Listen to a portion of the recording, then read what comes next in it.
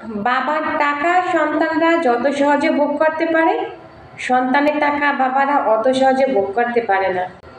একটা ঘর সাজানোর জন্য একটা নারীই যথেষ্ট, আবার একটা ঘর ধ্বংস করার জন্য ওই একটা নারীই যথেষ্ট।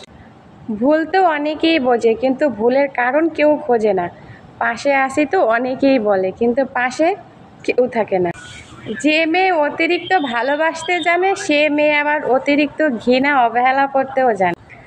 চোখ ভর্তি স্বপ্ন আর মাথা ভর্তি টেনশন, এই নিয়েই আমাদের মধ্যবিত্ত পরিবারের সন্তানদের জীবন।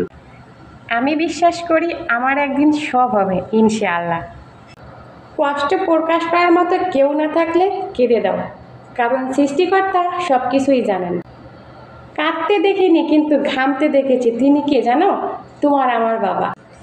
তাহাজ্জুদের নামাজ পড়েও যদি তুমি অন্যের ক্ষতি চাও, তাহলে তুমি কেমন মুসলমান বলো?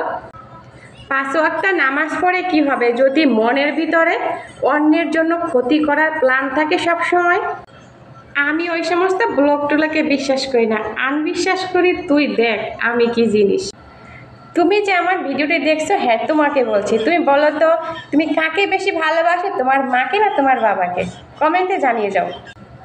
সত্যি করে বলবা, আমার ভিডিও কি তোমাদের কাছে ভালো লাগে? কুরআনের মতো কোনো বাণী নেই, ইসলামের মতো কোনো শান্তি নেই, জান্নাতের মতো কোনো বাড়ি নেই, আর মুহাম্মাদের মতো কোনো বন্ধু নেই। আমার বিশেষ কোনো চাহিদা নেই, কারণ আমি মধ্যবিত্ত পরিবারের সন্তান। প্রবাসে থাকি, কাজের ফাঁকে একটু ভিডিও বানাই। তোমরা যদি সাপোর্ট না করো কিভাবে হয় বলো?